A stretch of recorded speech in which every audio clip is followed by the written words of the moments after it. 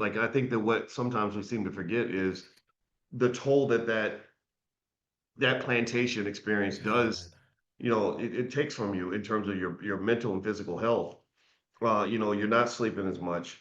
You don't have time to work out and go to the gym. I've seen you. You're in good shape. You and I pump iron, but I don't know if I don't do as much as Errol. Errol's like rock solid. This man can be a bodybuilder, and I know that takes time, right? It takes self-care takes time. Yep. And the thing about the corporate plantation is they don't care about you. They care about themselves. They do their self-care at your expense. So they end up with a big pile of money from your labor and you're depleted, you're drained. They're taking something from you, not just your money or the money you could be making, but they're taking your time, they're taking your energy, they're taking your attention. And so to me, what I really want everybody to notice that I'm listening here is that it's not just the financial side of it. And believe me, Errol ain't broke. Okay, so I just want to say that Errol's making money. We've talked about that.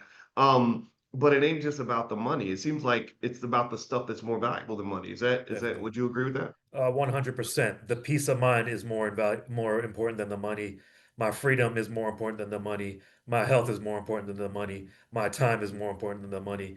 The people on my network are more important than the money. So I got the money out of the way so I can focus on the more important things. Wow. I really like that. What I found was it's really funny. You're one of the few people that I've talked to who said out loud the part that I've always thought internally, but I don't say it because it probably sounds weird, which is like literally when people ask me, are you really mad that Syracuse University didn't want you the way that they should have? I was kind of seen as like sort of the radical black man because I was into all this pro-black stuff, and that doesn't do very well in academia, just to be honest. And I say, no, actually, not only am I not mad at them, but I'm so grateful that they didn't see my worth. I'm so grateful they didn't discover my value because I had, and the problem was not them not seeing my value. See, we'll get mad. We'll say, "Oh, you don't see my worth. You don't see how important I am. I'm a good, smart black man, and I'm qualified, and you don't see it. What's wrong with you?" Right? But it's like, here's the problem. The problem is not that they don't see your worth.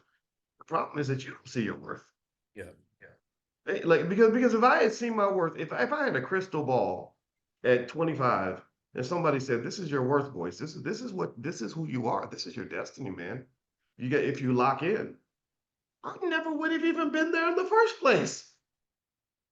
Like we spend all that time looking for love in all the wrong places because we don't see what we're worth. Like it's internal, right? So how can I get mad at someone externally for something that was broken in me internally? Where I never knew how good I could be at what I did. But instead you're going around and you're seeking things and Mhm. like, please acknowledge me, validate me, tell me that I'm pretty, tell me that you know what I mean? Like, it's like, no, man. I think that's a lesson like we could teach kids. So let me ask you this. I'm curious. Do you have kids? I have one kid, yeah. Okay, and how is a son, daughter? Tell me more. Daughter, she's almost 9. Okay, what lessons have you learned in your life that you're teaching to your beautiful daughter? The exposure, first of all. A lot of us, the only thing we were exposed to as a youngster was shine up your resume real shiny and go send out 4,000 of them. Hopefully somebody calls you back. So we're not, that's going to be maybe 99th on the make money list.